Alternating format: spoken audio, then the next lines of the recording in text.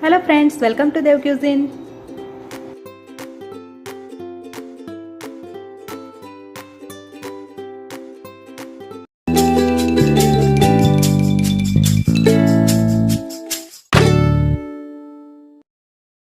Traditional રીતે બનતા ગોળ ચૂરમાના લાડવા જનરલી ગુજરાતી ઘરોમાં અવારનવાર બનતા હોય છે. આ લાડુ પરફેક્ટ માપથી અને સરળ રીતે કેવી રીતે બનાવી શકાય તેની રેસીપી આજે હું તમારી સાથે શેર કરી રહી છું. આ લાડુ બનાવવામાં એકદમ ઇઝી છે. પરફેક્ટ માપથી જો તમે આ રીતે પહેલીવાર બનાવતા હશો તો પણ સરસ બનશે. આ લાડવા તમે ઠંડા કે ગરમ બંને રીતે ખાશો તો એકદમ ટેસ્ટી જ લાગશે. બાળકોને તો આ લાડવા ખૂબ જ ભાવતા હોય છે. તો લાડવા બનાવવાની શરૂઆત કરીએ. તેના માટે અત્યારે મેં ઘઉંનો જાડો લોટ લીધેલો છે, જે આપણે ભાખરી બનાવવા માટે યુઝ કરીએ છીએ તે જ લોટ છે. લાડવા બનાવવાનો સ્પેશિયલ લોટ પણ માર્કેટમાં મળે છે, તમે તે પણ લઈ શકો છો. બનાવવા માટે તમે કોઈ પણ વાસણનું માપ સેટ કરી શકો છો. અને એ રીતે આ 3 કપના માપથી હું ઘઉંનો જાડો લોટ લઈ રહી છું. લોટને ચાળીને જ હંમેશા યુઝ કરવાનો. 3 કપ ઘઉંના લોટની સામે 1/4 કપ ચણાનો લોટ હું એડ કરી રહી છું. તેનાથી લાડવાનું ટેક્સચર ખૂબ જ સરસ આવે છે. લોટના માપ પ્રમાણે 12 થી 15 ચમચી તેલનું મોણ એડ કરીશું. લગભગ અડધો કપથી થોડું ઓછું તેલ જોઈશે. તો આ રીતે તેલનું મોણ દઈને લોટને સારી રીતે મિક્સ કરી લેવાનો છે. અને આ પ્રોસેસ ખૂબ જ અગત્યની છે. જો તેલ થોડું પણ ઓછું હશે તો લાડવા સારા નહીં બને, અને વધારે હશે તો તેલની ફ્લેવર આવશે. તો લોટને સારી રીતે મિક્સ કરીને મુઠ્ઠી પડતું મોણ આપણે એડ કરેલું છે. આ રીતનું બેન્ડિંગ આવે તે રીતે આપણે તેલ એડ કરવાનું છે. તો તેલનું મોણ સારી રીતે અપાઈ ગયું છે. હવે આંગળી ડૂબે તેટલું હૂંફાળું પાણી લઈને લોટ બાંધવાનો છે. પાણી ઉમેરતા જઈને થોડો થોડો લોટ મિક્સ કરીને મુઠિયા વાળી લઈશું.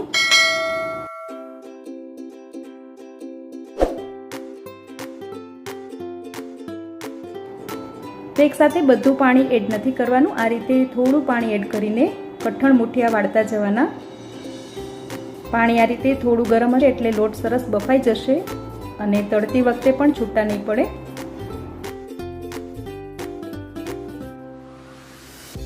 આ રીતે મીડિયમ સાઇઝના લગભગ 8 થી 9 જેટલા મુઠિયા તૈયાર થયા છે. હવે આપણે તળી લઈશું. મુઠિયા તળવા માટે તમે તેલ કે ઘીનો યુઝ કરી શકો છો. અત્યારે હું તેલનો યુઝ કરી રહી છું. તો તેલ સારી રીતે ગરમ થઈ ગયું છે. તો લોટું મીડિયમ ફ્લેમ પર 4 થી 5 મુઠિયા નાખીને તળી લઈએ.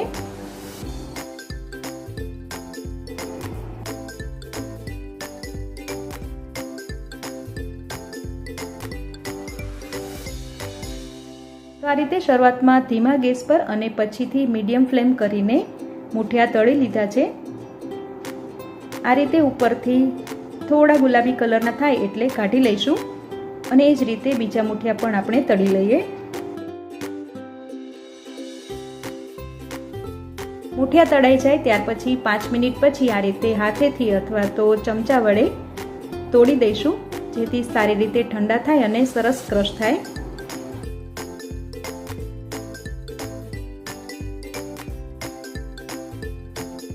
હવે આપણે હાથેથી જે મુઠિયા ક્રમ્બલ કરેલા છે તેને મિક્સી જારમાં લઈને ઓન ઓફ કરીને એટલે કે ચાલુ બંધ કરીને દરદરા ક્રશ કરી લેવાના છે. તે ક્રશ કરીને ઘઉં ચાળવાનો જે ચારણો હોય છે તેનાથી ચાળી લઈશું એટલે સરસ દાણેદાર લોટ બનશે. જો આ રીતનો ચારણો ના હોય તો તમે ચારણી પણ લઈ શકો છો.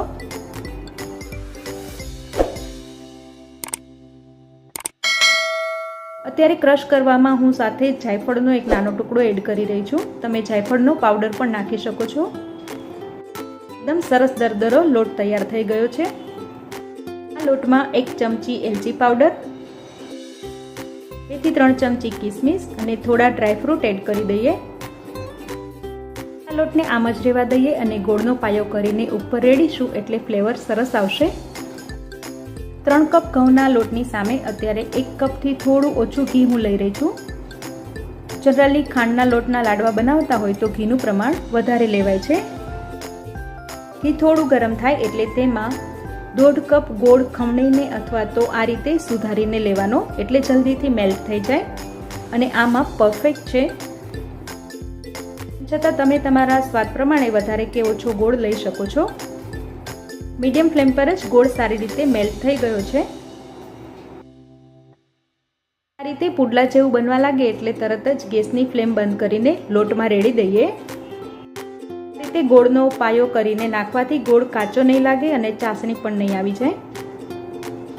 અને ડ્રાયફ્રૂટ ઉપર ગરમ ગરમ ઘી પડશે એટલે સરસ તળાઈ જશે અને એલચીની ફ્લેવર પણ સરસ આવશે.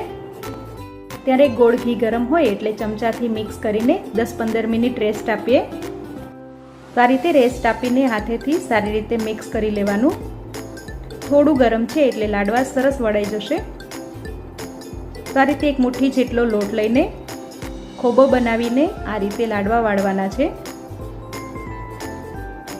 આ રીતે લાડવા વાળી લેવાના એટલે ઉપરથી સરસ લીસા બનશે. તો આ રીતે લાડવા વાળવાની એક સરસ ટ્રેડિશનલ સ્ટાઇલ છે. હાથનો ખોબો કરીને હથેળીમાં કે આંગળી ઉપર લાડવો દબાવતા જઈને વાળી લેવાનો અને ઉપરથી ખસખસથી ગાર્નિશિંગ કરી દેવાનું. તો આ રીતે બધા લાડવા વાળી લઈએ. તો ફ્રેન્ડ્સ, અત્યારે મેં મીડિયમ સાઇઝના લાડુ વાળેલા છે. તમે નાના કે મોટા લાડુ વાળી શકો છો. સાથે જ લાડુમાં તમે કોઇન્સ છુપાવીને બાળકોને સરપ્રાઈઝ પણ આપી શકો છો. તો પરફેક્ટ માપથી આ લાડવા જો તમે પહેલીવાર બનાવતા હશો તો પણ સરસ બનશે. આ રેસીપી પસંદ આવી હોય તો તમારા ફ્રેન્ડ સાથે જરૂર શેર કરજો. મારી ચેનલને સબસ્ક્રાઈબ કરીને બાજુમાં આપેલા બેલ આઇકોન પર ક્લિક કરજો, જેથી તમને અમારા આવનારા નવા વિડીયોની નોટિફિકેશન મળતી રહેશે. ક્વિઝિનમાં આવી જ સરળ અને ટેસ્ટી રેસીપી સાથે આપણે ફરી મળીશું.